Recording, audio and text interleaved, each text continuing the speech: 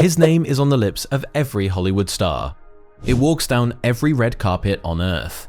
Carrie Bradshaw famously lost one in the street on Sex and the City. The brand sells for over $1 billion and lives in the windows of the most glamorous streets in the world. The name is Jimmy Choo, but here's the part almost nobody knows. There was a real Jimmy Choo. A real man. A quiet shoemaker, the son of a cobbler, who hand-stitched shoes in a converted hospital building in one of London's poorest neighbourhoods. He built the name. He gave it his face, his hands, his family heritage. And then, within just 5 years, he was gone, out of his own company, his name living on without him. This is the story of the man who created Jimmy Choo and how he lost it. To understand what was taken, you have to understand where he came from. Jimmy Choo was born in 1948 in Penang, Malaysia, into a family of Hakka Chinese shoemakers. His father made shoes entirely by hand and taught his son the craft from the time he could hold a needle. Choo made his very first pair of shoes, a pair of slippers, when he was just 11 years old. This wasn't a businessman who spotted a trend. This was a craftsman, born into leather and thread, who genuinely loved the art of making a beautiful shoe. That love would build an empire, and it would also be the thing that cost him everything. In the early 1980s, Choo moved to London to chase his craft, studying at the Cordwainers Technical College in Hackney. But there was no money, no safety net. To fund his education, he worked 2 jobs, one in a restaurant and another as a part-time cleaner in a shoe factory. Picture that. The man whose name would one day mean pure luxury was, at this point, sweeping the floors of a shoe factory to survive. He graduated in 1986 and opened a tiny workshop in a converted old hospital building in Hackney, in London's gritty East End. But those hands were extraordinary. His craftsmanship was so fine that the fashion world started to whisper. British Vogue featured his shoes in an 8-page spread, an astonishing honour for an unknown cobbler. And then came the moment that changed his life forever. Princess Diana, the most photographed, most beloved woman in the world, began wearing his shoes. Lady Di in Jimmy Choo. Overnight, the quiet shoemaker from Hackney became the secret weapon of the elite. He handmade shoes for the most powerful woman in Britain. His reputation exploded. But here is the trap that catches so many brilliant creators. Choo was a master craftsman. He was not a businessman, and he didn't want to be. He could make a perfect shoe, but a single pair of his couture shoes took 2 weeks and 8 people to produce. You cannot build a global empire 2 weeks at a time, and that limitation is exactly where someone else saw an opportunity. Enter Tamara Mellon. She was an accessories editor at British Vogue, glamorous, ambitious, and deeply connected to the fashion establishment in a way Choo never was. She had often gone to Choo to customize shoes, and she saw what he couldn't, that his name, attached to a scalable, ready-to-wear business, could become enormous. In 1996, she proposed a partnership.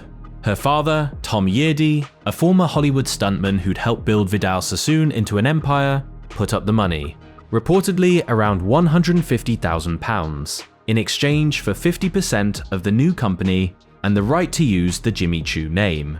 The deal split the company down the middle, 50% to Choo, 50% to the Yeardy family. And right there, in that handshake, the seeds of his exit were already planted.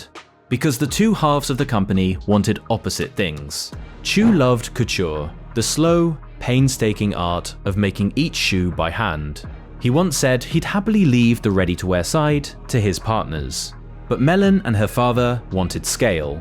They wanted factories in Italy churning out thousands of pairs, red carpets, celebrity placements, global stores. And it worked spectacularly. The brand caught fire, helped along when Jimmy Choo's were name-dropped on Sex and the City, becoming the must-have shoe of an entire era.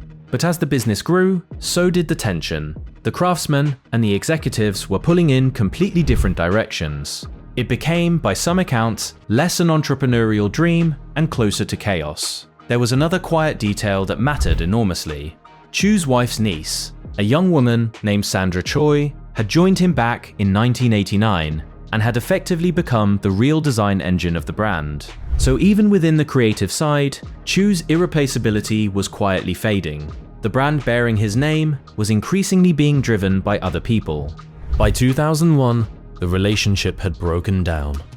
And here's the truth. More bittersweet than a simple villain story, Choo didn't get violently thrown out. He sold. A private equity firm came in to buy a controlling stake and supercharged the growth. And Choo sold his 50% of the ready-to-wear company for around £10 million and walked away. 10 million is a fortune by any normal measure.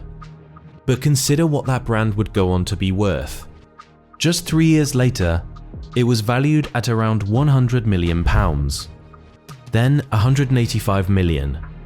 Then it went public, and in 2017, Michael Kors' company bought Jimmy Choo for about $1.2 billion. The name Choo built sold for over $1 billion, and the man himself had cashed out years earlier for a tiny fraction of that. His connection to his own namesake reduced to a licensing arrangement for a small couture line. The man who gave the brand its name, its soul, and its story ended up on the outside, watching his own name become a global empire that no longer belonged to him. But here's the twist that makes this story land. The very person who helped engineer Choo's exit, Tamara Millan, the driving force, the public face, would eventually suffer a strikingly similar fate. As the private equity owners flipped the company again and again, each sale concentrated power away from the founders. By 2011, Millan too departed the brand she'd poured her life into. The machine that pushed out the shoemaker eventually pushed out the dealmaker as well. Because in the world of luxury private equity, the brand is the asset, and the humans who created it, no matter how essential they once seemed, are ultimately replaceable. So, what's the lesson stitched into this story? It's a brutal truth about building something with your own name. Jimmy Choo had the talent, the heritage, the magic hands that started it all. But he gave away half his company at the very beginning, and he cared more about the craft than the control. In business, especially in luxury, the person who owns the company decides who stays and who goes, not the person whose name is on the door. The shoemaker created Jimmy Choo. But once it became $1 billion machine, there was no longer any room in it for the shoemaker himself. If you love these untold stories of the real people behind the famous names, the creators who got written out of their own legends, then subscribe, because uncovering the human truth behind the world's biggest brands is exactly what this channel does.